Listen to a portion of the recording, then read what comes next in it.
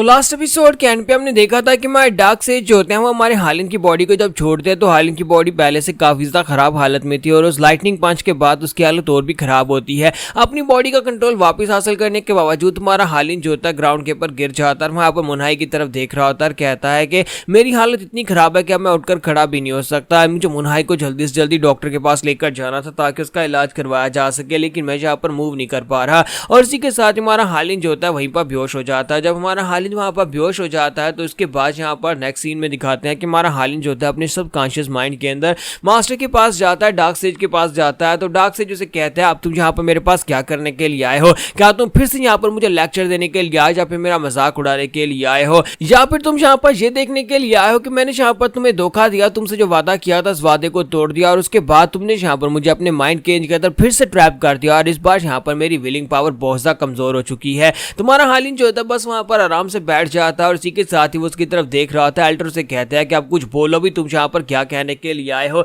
बताओ कि तुम यहाँ पर क्या कहना चाहते हो। मुझे पता है कि तुम यहाँ पर मेरे पास इल्जाम ही लगाओगे कि मैंने यहाँ पर तुम्हारे साथ किए हुए वादे को तोड़ा है। तुम्हारा हालिन उसे कहता है कि मैं तो बस यहाँ पर तुम्हारे पर तरस खाने के लिए यहाँ, इसके अलावा ज्यादा कुछ भी नहीं है। मुझे तुम्हारे पर वाकई में बहुत ज्यादा तरस आता है। अब मुझे इस बारे में कोई भी शक नहीं है कि मुझे पहले से अंदाजा था कि तुम यहाँ पर अपने किए हुए वादे को जरूर तोड़ोगे। मुझे पता था कि तुम यहाँ पर जो वादा कर रहे हो उसमें यहाँ पर कोई ना कोई गड़बड़ जरूर है, लेकिन इसके बावजूद मैंने यहाँ पर तुमसे वादा किया और तुमने जहाँ मैंने तुम्हारे पर यकीन किया, लेकिन तुमने यहाँ पर क्या किया? जब तुम्हें मौका मिला तुमने पहली बार में यहाँ पर मेरी बॉडी के ऊपर कब्जा कर लिया। फिर साथ ही हमारा हालिन उसे कहता है कि मुझे समझ नहीं आती कि तुम्हारे जैसा एक पावरफुल इंसान जिसने लाइटनिंग डीमन को सिर्फ पंचेस और किक्स मार कर ही मार डाला, उस जैसे पावरफुल इंसान को मार डाला, वो यहाँ पर इस तरह से छुपा हुआ है और इस तरह से अपने वादे को भी तोड़ सकता है। तो एल्डर उसे कहता है अपनी बकवास बंद करो लड़के, तुम्हें मेरे बारे में कुछ भी नहीं पता। तुम्हारा हालिन उसे कहता है कि हाँ मुझे पता है कि यहाँ पर तुम्हारे बारे में कुछ भी नहीं जानता, लेकिन मुझे लगता है कि तुम यहाँ पर अपनी फार्मर सेल्फ से निकलकर दोबारा कुछ नया कर सकते हो, जैसे कि मैं यहाँ पर कुछ नया कर रहा हूँ। तुम यहाँ पर इस बात को देख सकते हो कि मैंने यहाँ पर कुछ चेंज किया है। तुम्हारा हालिन उसे कहता है कभी कभी मुझे ऐसा लगता है कि हम दोनों एक दूसरे से अलग बिल्कुल भी नहीं है। तुमने यहाँ पर जो कुछ भी किया अपने आप को जिंदा रखने के लिए किया, तुमने यहाँ पर बहुत सारे लोगों की जान ली ताकि तुम डार्क सेज बन सको और एंड के ऊपर तुम्हें भी यहाँ पर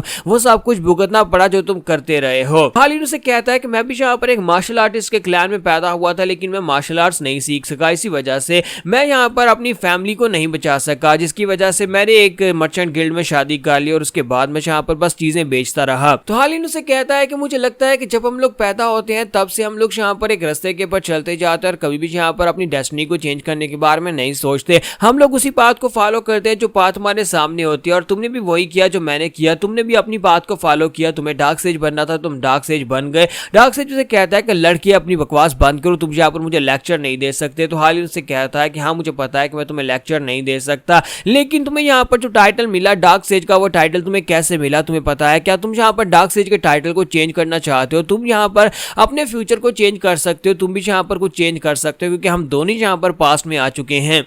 तो एल्डर से कहता है कि लड़की अगर तुम्हें ऐसा लगता है कि हम दोनों एक जैसे हैं तो तुम्हें यहाँ पर इस बात का बिल्कुल भी आइडिया नहीं है कि मैं कौन कौन सी हेल से गुजर कर आया हूँ। तुम्हें इस बारे में बिल्कुल भी आइडिया नहीं है कि मैंने क्या कुछ देखा और क्या कुछ भुगता है, तुम इस बारे में जान भी नहीं सकते। तो हालिन उसे कहता है कि एल्डर क्या तुम अभी भी यहाँ पर मुझे वही पास्ट का एक मर्चेंट समझ रहे हो? तुम्हें लगता है कि अभी मैं यहाँ पर वही हूँ, लेकिन ऐसा नहीं है। अब मैं यहाँ पर एक मर्चेंट नहीं हूँ बल्कि एक मार्शल आर्टिस्ट हूँ। मैंने अभी तक यहाँ पर रास्ते में बहुत सारी ऐसी मार्शल आर्ट सीखी है, वो वाली मार्शल आर्ट सीखी जो तुमने यहाँ पर शायद उन मार्शल आर्ट्स के बारे में सुना हो, और वो सारी मार्शल आर्ट्स बहुत ज्यादा पावरफुल है। उन सभी मार्शल आर्ट्स को सीखने के बाद अब मैं चोंजंग सेक्टर का यंग मास्टर बन चुका हूं। अब मैंने यहाँ पर मार्शल आर्ट्स के रास्ते को चूज किया और मैं यहाँ पर हालिन जोंग एक ट्रू वॉरियर बन चुका हूँ। तुम्हारा हालिन जो होता है वो यहाँ पर इन सारी बातों का मकसद यही होता है कि वो उसे लेक्चर देने के लिए आता है कि तुम भी यहाँ पर एक अच्छे इंसान बन सकते हो। डार्क सेज तुमने पिछली लाइफ में जो भी रास्ता चूज किया और तुम यहाँ पर एक डिमोनिक मास्टर बने और तुमने अपना नाम किया, लेकिन अब तुम्हारे पास यहाँ पर पास में आने का एक मौका, तुम यहाँ पर अपने पास में आकर अपने आप को बदल सकते हो। तुम एक सही रास्ता चूज कर सकते हो या फिर तुम उस रास्ते पर चल सकते हो जिसके बारे में शायद तुमने कभी कोई सपना देखा होगा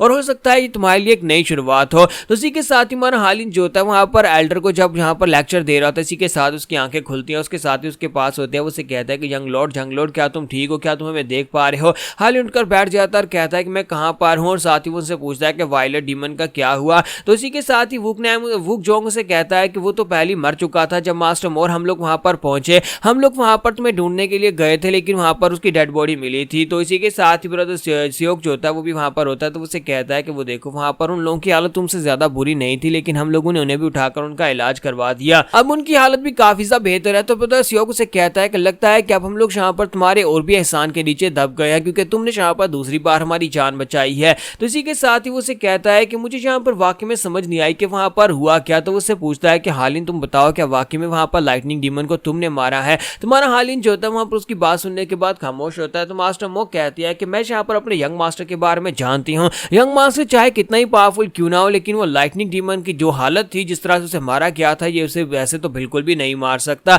तुम्हारा हालिन उन लोगों से कहता है कि मुझे यहाँ पर सही तरह से कुछ याद तो नहीं है, इसी वजह से क्योंकि उसने जब मुझे अटैक किया, मेरे पर अटैक किया, तो मैं उसी वक्त बुरी तरह से बेहोश हो गया था। मुझे इतना याद है कि वहां पर मैंने एक सेज एल्डर को देखा था, एक व्हाइट बियर्ड वाले एक एल्डर को, जिसने अपने बालों को पीछे बांध रखा था। उसी एल्डर ने उसके ऊपर अटैक किया था और उसको मारा था। तो नैम और जियोक होते हैं वो दोनों हैरान होकर कहते हैं क्या वाकई में यहाँ पर तुमने वहां पर किसी ओल्ड मॉन्क को देखा या फिर किसी ओल्ड सेज मास्टर को देखा था। तो मास्टर मोक कहते हैं कि हाँ मुझे पता है कि म्यूरियम एक बहुत ही मिस्टीरियस जगह है, जहाँ पर बहुत सारे मिस्टीरियस सेज मास्टर्स जो है वो हमेशा यहाँ पर आसपास घूमते रहते हैं माउंटेन्स के अंदर। लेकिन क्या वाकई में ऐसा हो सकता है कि वहां पर लाइटनिंग डीमन को मारने के लिए कोई ओल्ड सेज मास्टर अपनी केव या फिर अपनी माउंटेन के ऊपर से नीचे उतरा होगा। लेकिन खैर यहाँ पर हमें जल्दी से जल्दी अपने सेक्टर में वापस जाना होगा, इससे पहले कि यहाँ पर फिर से कोई मुश्किल आए। तो मास्टर मोक कहती है कि हम लोग यहाँ पर और ज्यादा नहीं रुक सकते, हमें जल्दी से जल्दी वापस जाना है। तुम्हारा हालिन उन लोगों से कहता है कि आज तो हम लोग यहाँ पर रेस्ट करेंगे, कल सुबह जैसे सूरज निकलेगा हम लोग यहाँ पर से घर की तरफ निकल पड़ेंगे। हमारा हालिन जो होता है उन लोगों से कहता है कि मैं थोड़ी देर के लिए बाहर जाकर अकेले रहना चाहता हूँ, और हालिन जो होता है वहां पर से बाहर आ जाता है, लेकिन अभी भी यहाँ पर उसके मुंह से ब्लीडिंग हो रही होती है। तुम्हारा हालिन बाहर आकर अपनी एनर्जी को रेगुलेट करता है। हमारे हालिन ने उन लोगों को इस बारे में नहीं बताया कि पर्पल लाइटनिंग के साथ वो हिट हुआ था, और इस वक्त उसकी बॉडी के अंदर भी पर्पल लाइटनिंग है। और इस जैसे कि मुनहाई कुछ यहाँ पर सीजर्स और दौरे पड़ते हैं, वैसे यहाँ पर अब हालिन को भी दौरे पड़ने वाले हैं। तो हालिन भी अब यहाँ पर मुसीबत में है, तो क्या यहाँ पर वो अपना इलाज कर पाएगा, ये हम लोग नेक्स्ट एपिसोड में देख पाएंगे।